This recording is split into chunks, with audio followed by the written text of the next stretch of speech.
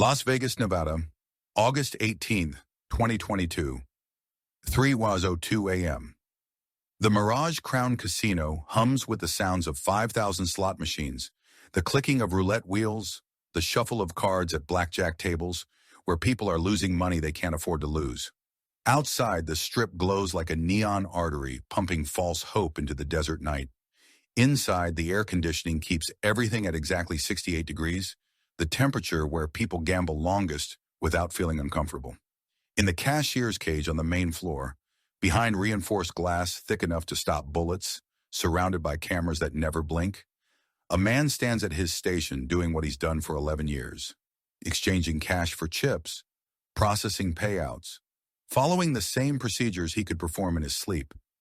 His name is Liam Carter, 39 years old, average height, brown hair receding at the temples, wire-rimmed glasses that make him look bookish and harmless.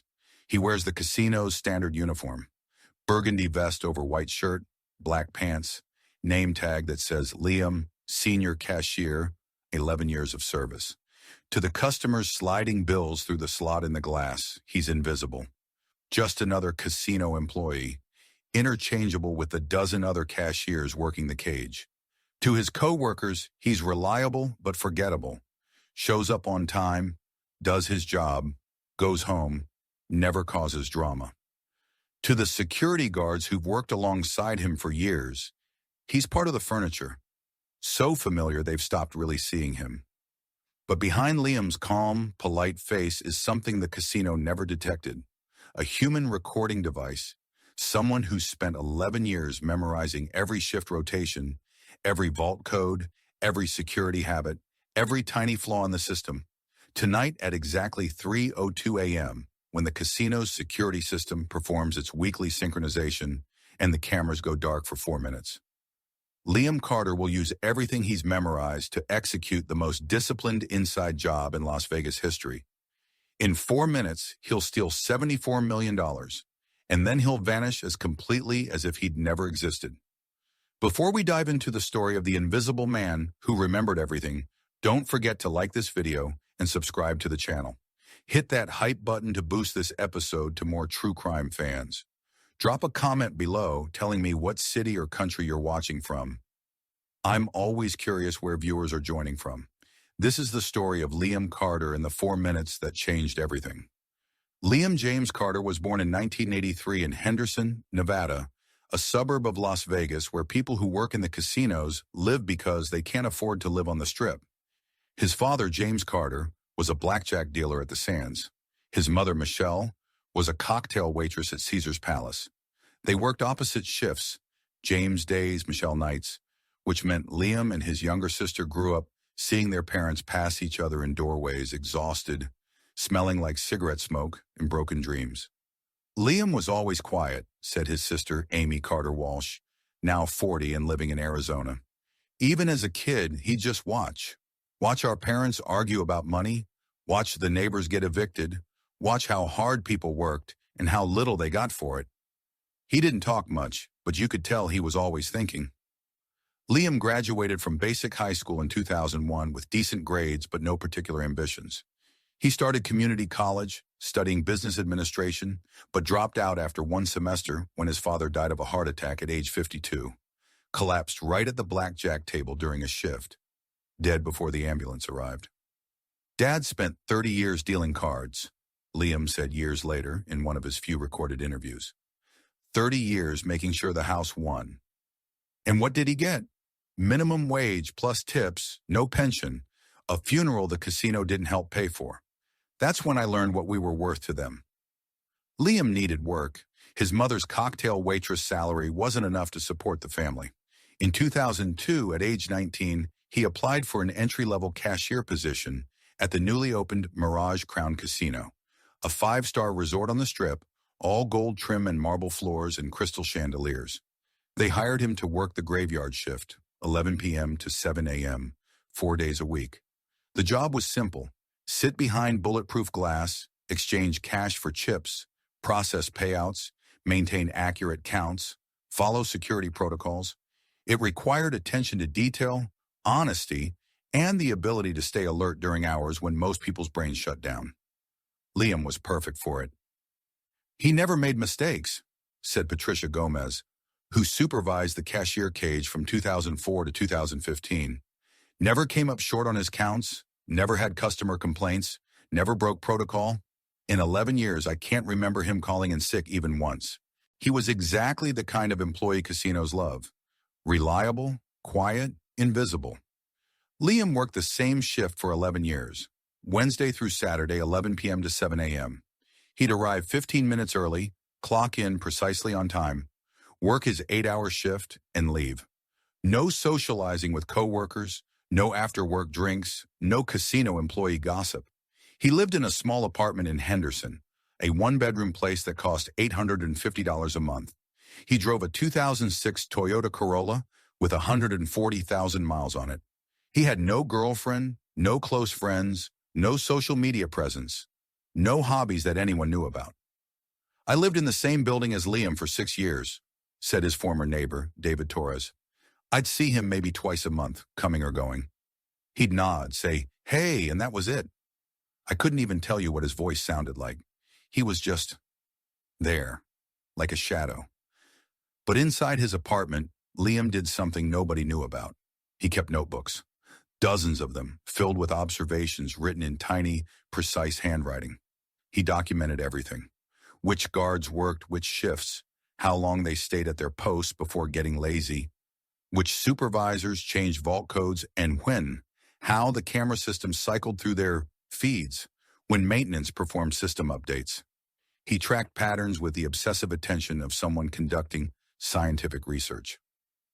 Guard rotation, Wednesday, Marcus arrives 10:47, 13 minutes early, relieves Davis at 11:02, 2 min late. Marcus checks phone 11:14, 11:31, 11:52, AVG 18-minute intervals. Attention span degrades after midnight. Vault audit Thursday, Supervisor Chen enters at 2:47 a.m., duration 23-26 minutes. Secondary keypad unlocked at 2:51 for testing protocol. Remains accessible until 2:55 before autolock. System sync begins 3:02 a.m. Cameras freeze 3:02:36, exactly 4 min. Page after page, year after year, Liam documented the casino's rhythms like a naturalist studying animal behavior. He didn't plan to steal anything, not at first. The notebooks were just something to keep his mind occupied during the long, boring hours behind the cage. A way to stay alert by giving himself a game. See how much you can notice. How many patterns you can find. But over time, the patterns revealed something dangerous. The casino's security wasn't as sophisticated as people believed. It was just routine, repeated so often that it became predictable. And predictable systems could be exploited by someone patient enough to memorize every detail. The moment that changed everything happened on a Wednesday night in March 2020, during the first year of the COVID-19 pandemic, when casinos were operating at reduced capacity and everyone was distracted by masks and sanitizer protocols and fear. Liam was working his usual shift when, at exactly 3:02 a.m., the monitors in the cashier's cage went dark. Not completely dark. They still glowed with a blue screen that said, "Signal reacquiring. Please wait." This happened every Wednesday during the weekly security system synchronization, when all the casino's computers reconnected to the main server to update security protocols and backup data. Liam had seen it hundreds of times, but this time, he noticed something he'd never consciously registered before. The cameras in the cashier's cage, the ones that recorded every transaction, every movement, every second, weren't just displaying a loading screen. They'd actually stopped recording. Liam could tell because of a tiny detail. There was a small red LED light on each camera that blinked every 3 seconds when actively recording. During the sync, the LEDs went solid red, no blinking. 4 minutes.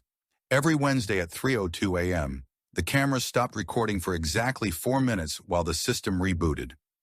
Liam looked at the security guards stationed near the cage. They hadn't moved, hadn't reacted to the cameras going offline. They assumed, as everyone did, that backup systems were still watching. But Liam had been observing these guards for 8 years. He knew their habits, their routines, their blind spots. Marcus, the guard on the left, checked his phone every 18 minutes on average. At 3:04 a.m., right in the middle of the 4-minute window, Marcus would be looking at his phone. Davis, the guard on the right, always did a perimeter walk at 3:05 a.m., leaving the cage area unmonitored for 90 seconds. During those 4 minutes every Wednesday, the most heavily surveilled area in the casino was actually blind. Liam felt his heart rate increase slightly, not from fear or excitement, but from the sudden clarity of recognition. Like solving a math problem you'd been working on for years and finally seeing the answer. Over the next 2 months, he tested his theory. During the Wednesday sync, he deliberately stepped slightly out of his normal position, not enough to be suspicious, just a foot to the left or right. Then he'd review the security footage the next day. Senior cashiers had access to review their own station footage for dispute resolution. The footage showed nothing, just the blue signal reacquiring screen for 4 minutes, then normal recording resuming at 3:06 a.m. Those 4 minutes were a blind spot, a hole in the casino's supposedly perfect surveillance. But a blind spot alone wasn't useful. Liam couldn't just grab money from his cashier drawer. There were counts, logs, protocols. Any discrepancy would be caught immediately. Then in July 2020, he noticed something else. Every Thursday morning at 2:47 a.m., the shift supervisor, a woman named Janet Chen, who'd worked at the casino for 23 years, performed a weekly vault audit. This was a routine security procedure. Verify that all codes were working, test the backup access systems, ensure the vault mechanisms function properly. The audit required temporarily unlocking the secondary vault keypad, a backup access system that was normally disabled. For testing purposes, Chen would unlock it, verify it worked, then let it auto-lock after the test cycle completed. The secondary keypad remained unlocked for approximately 4 minutes before the automatic security relock engaged. 4 minutes. The same 4 minutes as the Wednesday security sync. Liam spent 6 months cross-referencing his notebooks, verifying the timing, checking every variable. Thursday, 2:47 a.m. Chen begins vault audit. Thursday, 2:51 a.m. Secondary keypad unlocked for testing. Thursday, 2:55 a.m. Secondary keypad still unlocked. Auto lock pending. Wednesday, Thursday overlap at 3:02 a.m. Security sync begins. Cameras go offline for 4 minutes.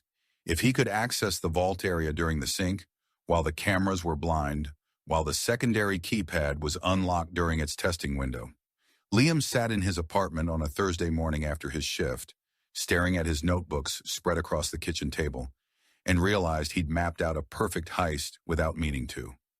4 minutes when the cameras couldn't see. 4 minutes when a backup vault access was temporarily available. 4 minutes when he could move money in a way that would look like a system glitch rather than theft. He told himself he was just thinking theoretically, just a mental exercise. He'd never actually do it, but he kept refining the plan anyway. For 2 years, from July 2020 to August 2022, Liam refined his plan with the same meticulous attention he brought to counting chips and reconciling ledgers. He didn't write anything down anymore. Too risky. Every detail had to stay in his head, memorized with the same precision he used for shift schedules, vault codes, and security rotations. His brain became a database of information that would never be discovered in a search warrant because it existed only in neurons and synapses. The plan had to account for dozens of variables, each one critical. Timing. The heist had to occur on a Thursday morning at exactly 3:02 a.m., when both the security sync and the vault audit testing window overlapped. That specific combination only happened once per week, and missing it meant waiting another 7 days. Liam couldn't risk multiple attempts, one shot, perfectly executed, or nothing. Access. He needed a legitimate reason to be in the vault area during the sync. As a senior cashier with 11 years of tenure, he had access to the outer vault for processing high-value chip transfers and special transactions. But timing it perfectly with Chen's audit routine, with the camera blind spot, with the guard rotations, that required choreography down to the second. The money. He couldn't just steal cash from the main vault. That was counted multiple times per day, with running balances that would show discrepancies within hours. But temporary transfer funds, money staged for Federal Reserve pickups or inter-casino transfers, sat in secondary holding for 24-48 hours before being logged into permanent records. During that window, the money existed in a kind of limbo, counted but not yet fully accounted for in the casino's daily operating balance. If he could reclassify that money as being in reconciliation, it would buy him crucial hours before anyone noticed it was missing. The container. He couldn't walk out with duffel bags or personal luggage. It had to look legitimate, part of normal casino operations. Federal Reserve transfer containers, heavy-duty sealed crates designed for moving large amounts of cash, moved through the casino regularly. Security guards, loading dock workers. Everyone was so accustomed to seeing those containers that they'd become invisible. Perfect. The exit. He'd have to move $74 million in cash, roughly £140 depending on bill denominations, from the vault to his car in less than 6 minutes without attracting any attention whatsoever. The route had to be memorized, every door, every turn, every camera angle. The disappearance. Once the theft was discovered, he'd have maybe 24 hours before they identified him as the suspect. After that, every law enforcement agency in North America would be looking for him. He needed to be untraceable by then, across an international border, using cash only, leaving no digital trail. Liam spent months studying the specific date he'd target. Thursday, August 18, 2022. He chose this date for very specific reasons. Mid-August was the end of summer tourist season, when Las Vegas casinos processed their highest cash volumes. Conventions, bachelor parties, tourists trying to squeeze in one last vacation before school started. All of it meant maximum cash flow through the casino. Thursday specifically because that's when Federal Reserve pickups were scheduled for Friday mornings, meaning the largest cash accumulation would be staged in the vault overnight Wednesday into Thursday. The third Thursday of August historically showed the highest single-day cash reserves based on patterns Liam had observed over 11 years of counting and processing. He calculated, based on past revenue patterns, current tourist projections, and scheduled high-roller events, that approximately $74 million in cash would be staged in secondary holding that specific night. $74 million, sitting in a vault with a secondary keypad that would be temporarily unlocked for testing, during a 4-minute window when cameras couldn't record. Guarded by people who'd worked with Liam so long, they'd stopped really seeing him. He memorized the exact sequence, practicing it mentally every single day for 2 years. 3:01:30 a.m. Begin end-of-shift closing procedures at Cashier Station 7. Lock drawer, verify counts, complete paperwork. All routine actions he'd performed 4 through 15 times. 3:01:45 a.m. Clock out using the terminal exactly as scheduled. Senior cashiers always left at 3:02 a.m. after completing their closing. Nothing suspicious. 3:01:52 a.m. Enter the vault staging area using senior cashier credentials. Show badge to guard Marcus. Claim he's verifying a large chip transfer that needs processing before morning shift. Completely normal. He'd done similar verifications dozens of times. 3:02 a.m. Security sync begins. Every camera in the casino goes to blue signal reacquiring screen. Recording stops. 4 minutes of invisibility begin. 3:02:14 a.m. Access secondary vault using the temporarily unlocked keypad. Password 749263. Memorized from watching Chen input it during testing protocols. The keypad would have been unlocked at 2:51 a.m. for Chen's audit. It wouldn't auto-lock until 2:55 a.m. under normal circumstances, but the system sync would reset the timer, leaving it accessible until 3:06 a.m. when the security protocol re-engaged. 3:02:30 a.m. Access the vault computer terminal. Log in using Chen's credentials. Username, JChenMGR. Password, M1 Crown 2018. Memorized by observing her typing patterns for 18 months. Navigate to Transfer Status Management. Locate containers FR0847 through FR0851. Reclassify all 5 as external reconciliation hold. Paperwork discrepancy pending. This status code would freeze them in the system, preventing them from appearing in the morning count. The casino's accounting software would think the money was in administrative limbo, waiting for document corrections. Common enough occurrence that nobody would immediately investigate. 3:03:15 a.m. Load the containers onto the rolling transfer cart. 5 containers, each weighing approximately 40–45 pounds depending on bill denominations. Total weight, roughly 220 pounds. The cart itself could handle 500 pounds, used regularly for moving multiple containers. 90 seconds to load if you worked efficiently, but not so fast that you appeared rushed or nervous. 3:04:45 a.m. Exit the vault area, pulling the loaded cart. Marcus would still be on his phone. Average attention span showed he'd be distracted until 3:07 a.m. Davis would be completing his perimeter walk, returning to position at 3:06:15 a.m. 3:05:47 a.m. Cameras come back online, showing Liam Carter, senior cashier with 11 years of perfect service record, processing a routine Federal Reserve transfer. Nothing in his body language, his pace, or his actions would suggest anything other than normal duty. 3:06:30 a.m. Reach the loading dock. The overnight shipping supervisor, Thomas Kellerman, would be there. Liam had worked with Thomas for 7 years. They had a professional but distant relationship. Enough familiarity that Thomas wouldn't question Liam's presence, not enough closeness that Thomas would remember details later. 3:45 a.m. Load the 5 containers into his 2006 Toyota Corolla. 2 in the trunk would require removing the spare tire to fit both. 2 in the back seat, 1 in the front passenger seat. The car's suspension would visibly sag, 1,640 pounds of cash, plus the weight of the containers. But at 3:06 a.m., in a dimly lit parking garage, who would notice?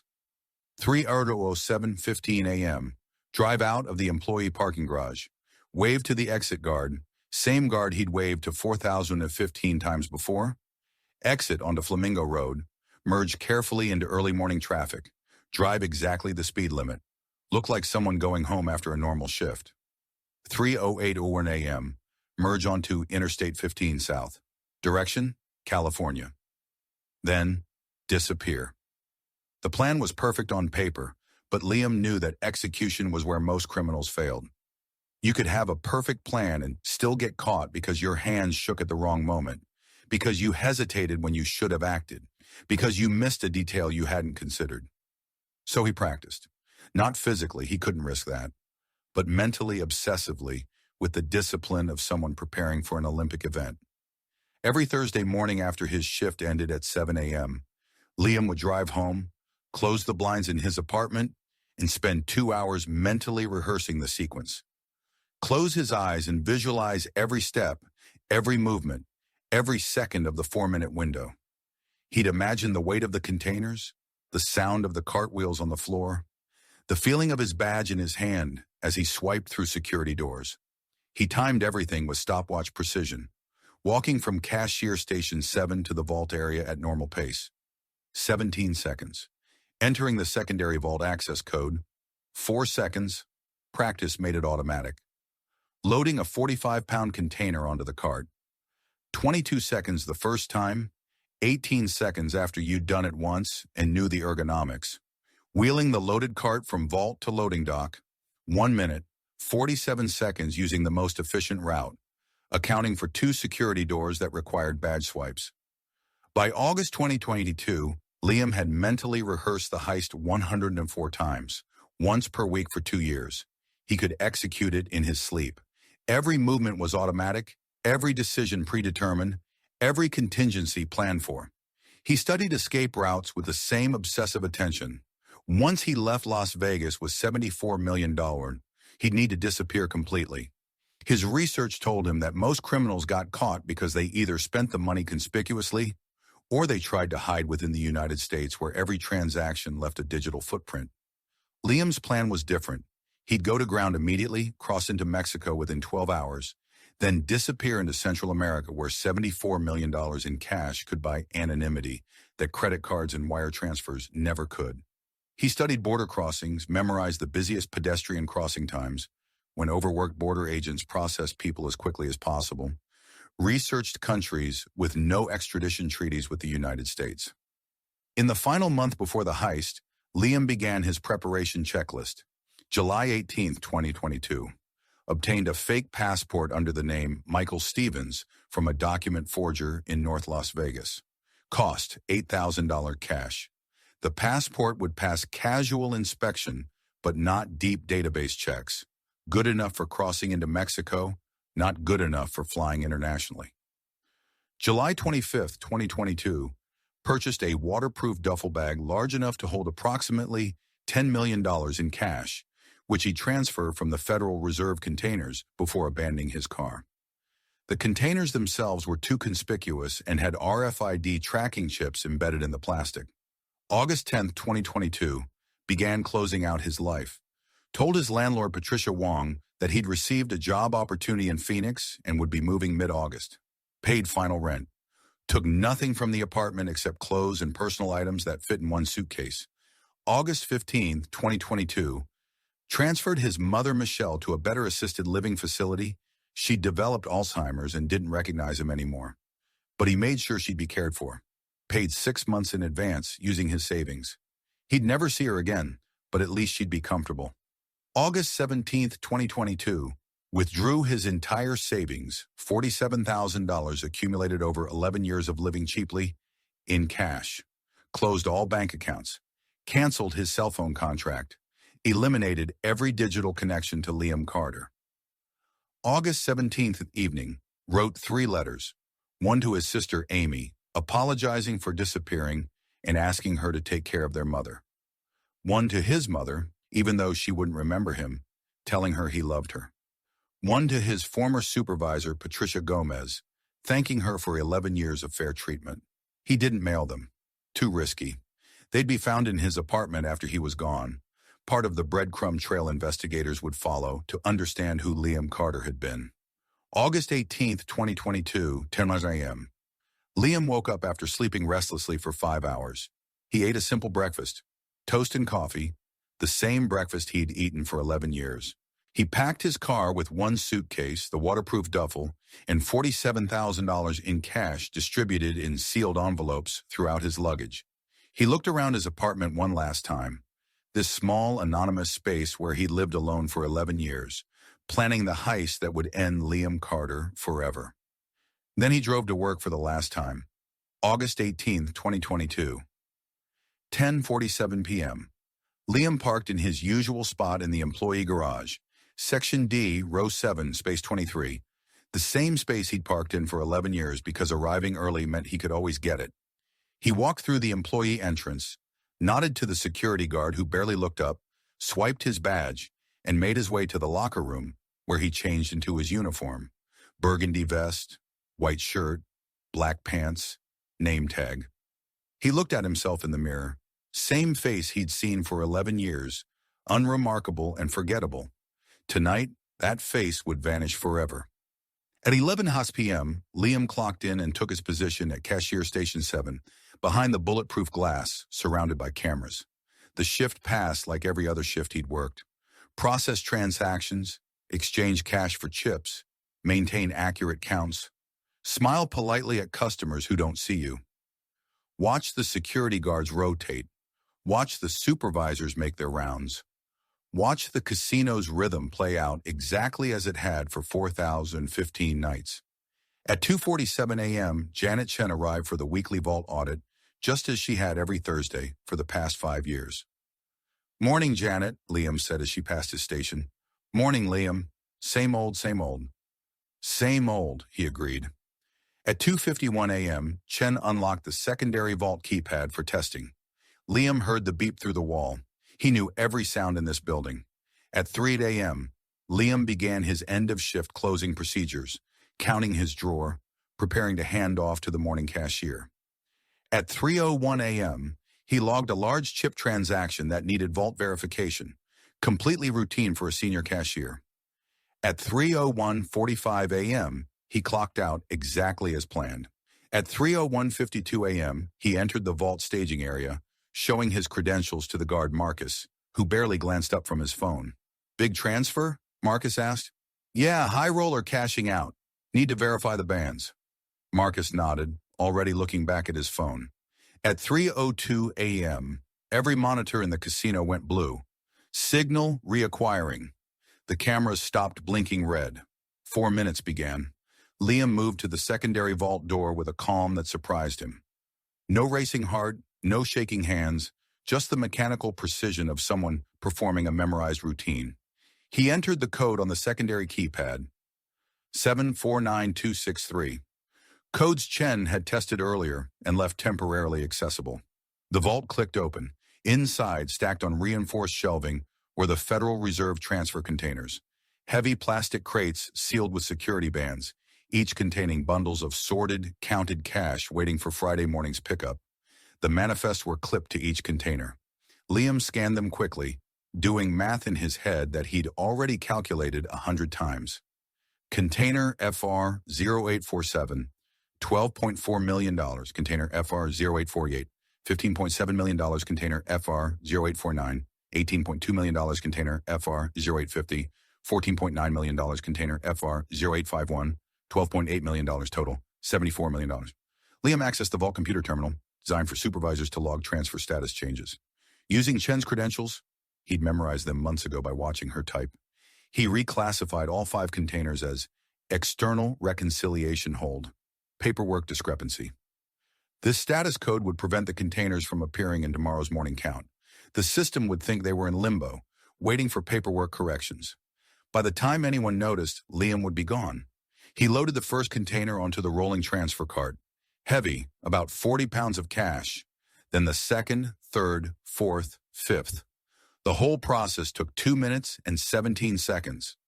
At 3:04:19 a.m., Liam wheeled the cart out of the vault, past Marcus, who was still on his phone, past Davis, who was making his perimeter walk, down the corridor toward the loading dock. At 3:05:47 a.m., the security cameras came back online, showing normal activity. Liam Carter, senior cashier with 11 years of service, processing a routine Federal Reserve transfer exactly the way he'd done hundreds of times before. At 3:06:30 a.m., Liam reached the loading dock. The overnight shipping supervisor, a man named Thomas who'd worked there for 9 years, nodded at him. Late transfer? Yeah, paperwork got delayed. Fed's picking up early morning instead of afternoon. Want help loading? Nah, I got it. Thanks, though. Liam loaded the 5 containers into his Corolla, the back seat, the trunk, front passenger seat. The car's suspension sagged with the weight. At 3:07:15 a.m., Liam Carter drove out of the Mirage Crown Casino employee parking garage for the last time. At 3:08 a.m., he merged onto Interstate 15 heading south toward California. Behind him, the casino continued operating exactly as it always had. The cameras recorded normal activity. The logs showed normal transactions. Nothing appeared wrong. He'd stolen $74 million, and nobody had noticed. Friday, August 19, 2022. 9:17 a.m. Janet Chen arrived for her morning shift and began her routine verification of overnight activities, the same checklist she'd followed for 23 years. Review the transfer logs, confirm that all vault protocols had been followed. Check that containers staged for Federal Reserve pickup were ready and accounted for. She logged into the vault management system and pulled up the overnight activity report. That's when she noticed the status flags on her screen, red text against the white background. Reconciliation hold paperwork pending. 5 containers, FR 0847 through FR 0851, were marked with this status. That didn't make sense. These containers had been verified, counted, and sealed Wednesday afternoon by 2 separate supervisors. There shouldn't be any paperwork discrepancies. The money had been sitting in secondary vault for 36 hours, waiting for Federal Reserve pickup scheduled for 11 a.m. Chen felt the first flutter of concern. Not panic yet, just the professional unease of someone who'd learned to trust their instincts. She picked up her desk phone and called the Federal Reserve Coordination Office in downtown Las Vegas. A woman answered, "Fed Coordination, this is Maria." "Hi, Maria, this is Janet Chen at Mirage Crown. I'm showing a reconciliation hold status on containers 0847 through 0851. Can you verify there's a paperwork issue on your end?" "Hold on, let me check." Chen heard the clicking of a keyboard. After a moment, "I'm not showing any holds in our system. Those containers are scheduled for pickup at 11 a.m. today. Status shows ready for transfer, paperwork complete and verified." The flutter of concern became something colder. "You're sure? Because our system is showing they've been flagged for reconciliation." "Positive. I'm looking at the manifest right now. Signed off Wednesday at 4:15 p.m. by supervisors Chen and Rodriguez. Everything looks good on our end. Chen thanked her, hung up, and sat staring at her computer screen. System discrepancies like this usually meant data entry errors, duplicate status codes, software glitches. Nothing serious. But Janet Chen had been doing this job for 23 years, had processed thousands of transfers, and her instincts were screaming that something was very wrong. She grabbed her security badge and walked quickly to the vault staging area, a secure room adjacent to the main vault where outgoing transfers were held before pickup. The staging area was empty except for 3 containers scheduled for afternoon transfer. The 5 Federal Reserve containers that should have been there, that had to be there, representing $74 million in cash, were gone. Chen felt ice in her stomach. She walked to the secondary vault, swiped her badge, entered her code. The heavy door clicked open. Inside, the shelving where the containers should have been stored showed empty spaces, outlined in dust where the crates had sat. She checked the main vault computer terminal, pulling up the detailed transfer logs. They showed the 5 containers had been reclassified at 3:02:47 a.m. during the security sync window. Status changed to reconciliation hold, action logged under her credentials. User, J. Chen, MNGR. But Janet Chen hadn't been anywhere near the vault at 3:02 a.m. She'd completed her weekly audit by 2:55 a.m., locked the secondary keypad, and been in her office doing paperwork when the security sync happened. She'd clocked out at 3:18 a.m. and driven home. Someone had used her credentials. Someone had accessed the vault during the 4-minute sync window when cameras were offline. At 9:31 a.m., Janet Chen called casino security, her voice carefully controlled but her hands shaking as she held the phone. "This is Janet Chen in Vault Operations. We have a problem. I need security in the vault area immediately." At 9:45 a.m., Robert Martinez, head of casino security and a former FBI agent with 20 years of experience, was reviewing the overnight security footage in the surveillance control room. 24 monitors showed recorded footage from Thursday night, cycling through different camera angles. Martinez, a meticulous man in his mid-50s with gray hair and sharp eyes that missed nothing, controlled the playback personally. He started at 2:30 a.m. and watched at 2x speed. 2:47 a.m. Janet Chen enters vault area for weekly audit, exactly as scheduled. 2:51 a.m. Chen accesses secondary vault, conducts testing protocol, exits at 2:54 a.m. 3:01 a.m. Normal late-night activity. Guards at their posts, a few cashiers closing their stations. 3:52 a.m. Liam Carter, senior cashier, enters the vault corridor carrying his standard work clipboard. Badge swipe logged. Guard Marcus barely looks up from his phone. 3:02 a.m. All monitors go to blue signal reacquiring screen. The weekly security sync. 3:06 a.m. Cameras come back online. Liam Carter is wheeling a transfer cart loaded with 5 Federal Reserve containers toward the loading dock. Nothing unusual in his body language. Moving at normal pace, not rushed, not nervous. 3:06 a.m. Liam reaches loading dock, interacts briefly with night supervisor Thomas Kellerman. Kellerman helps briefly, then returns to his desk. Liam loads containers into his vehicle. 3:07:15 a.m. Liam's 2006 Toyota Corolla exits the employee garage. Security footage shows the car's suspension visibly sagging with weight, but the exit guard, who'd seen Liam leave 4,015 times before, waves without really looking. Martinez watched the footage 3 times, then pulled up Liam's personnel file. Liam Carter, age 39. Senior cashier, 11 years of service, spotless record, 0 disciplinary actions, never called in sick. Performance reviews consistently rated exceeds expectations. Last background check, 2020, cleared with no flags. The perfect employee, Martinez muttered to himself, which is exactly what made him dangerous. At 10:02 a.m., Martinez called his director, Stephen Park, with 3 words: "We've been robbed."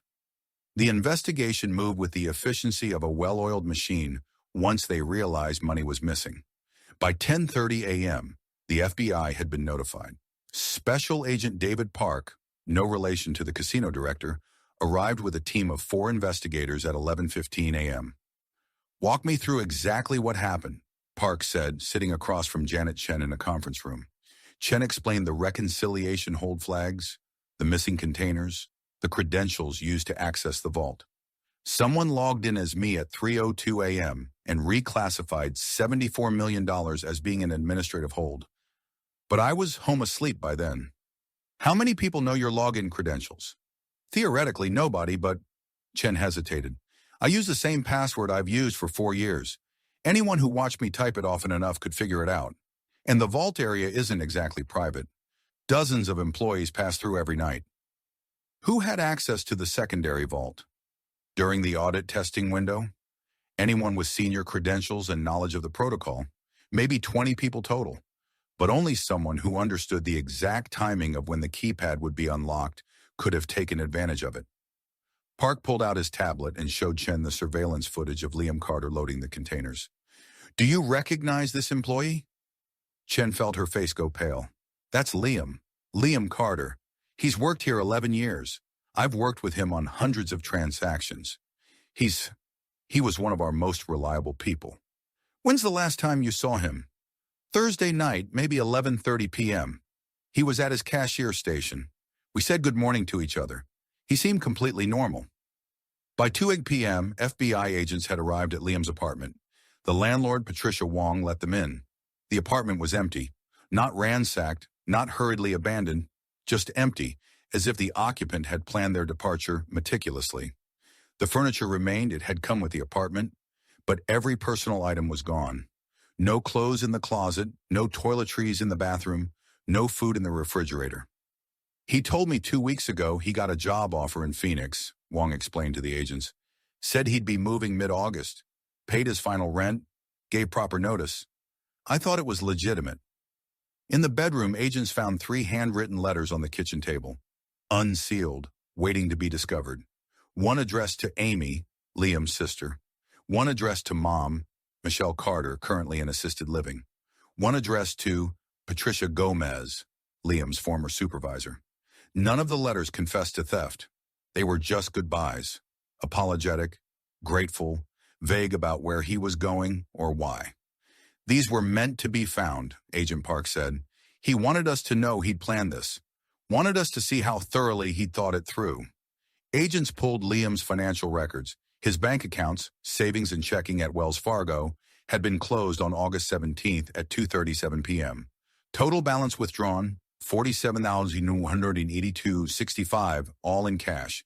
His cell phone, a basic flip phone on a prepaid plan, showed its last activity at 7:14 a.m. on August 18th. The phone pinged a cell tower near Barstow, California, then went permanently offline, likely destroyed. His 2006 Toyota Corolla, license plate 7XH491, had been captured by traffic cameras. 4:37 a.m., I-15 south near Barstow, California. 6:52 a.m., I-15 south approaching San Diego area, 7:03 a.m. Surface streets in San Diego, heading toward Tijuana border crossing. After that, nothing. "He had a head start," Park said. "At least 6 hours before we even knew money was missing, maybe 10 hours before we identified him as the suspect. That's an eternity in a manhunt." FBI issued a federal warrant for Liam's arrest at 3:47 p.m. on August 19th. Charges of theft, interstate transportation of stolen property, wire fraud, and computer fraud. If convicted on all counts, he faced up to 25 years in federal prison. But first they had to find him. The manhunt expanded rapidly. By evening on August 19th, Liam's photo was distributed to every law enforcement agency in the Southwest. TSA, Border Patrol, Highway Patrol, local police departments. Mexican authorities were notified. Interpol was contacted. FBI analysts began building a profile. Liam Carter, age 39, no criminal history, no known associates in criminal enterprises, no previous indications of illegal activity. Quiet, methodical, patient. Likely acting alone. High intelligence, extraordinary attention to detail, capable of long-term planning. "This isn't some junkie who robbed a convenience store on impulse," Park told his team. "This is someone who spent years planning the perfect crime, every move calculated, every contingency considered. He's not going to make stupid mistakes. The investigation traced Liam's movements as far as the evidence allowed. August 18, 3:08 a.m. Left Mirage Crown Casino in his Corolla, loaded with approximately 1,740 pounds of cash in 5 Federal Reserve containers. August 18, 4:37 a.m.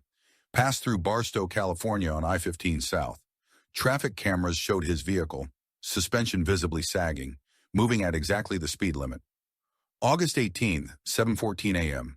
Cell phone last ping near San Diego, then signal lost permanently. August 18, 1:10 a.m. Estimated.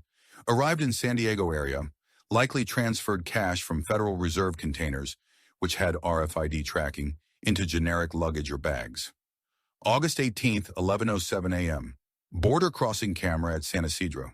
Pedestrian crossing showed a man matching Liam's description, crossing into Tijuana, Mexico on foot. Backpack visible. No large luggage. Moving calmly, not rushed. He crossed on foot during the busiest time of day, Park explained. Border agents process hundreds of people per hour during mid-morning. They're looking for drugs and weapons, not someone carrying a backpack full of cash. Even if they'd searched him, cash isn't illegal to carry across borders if you declare it. Did Liam declare $74 million in cash? The border crossing record showed no declaration form filed under his name. But by then, Liam Carter might not have been using his real name. The Corolla was found 3 days later in a long-term parking lot in Tijuana, 2 miles from the border crossing.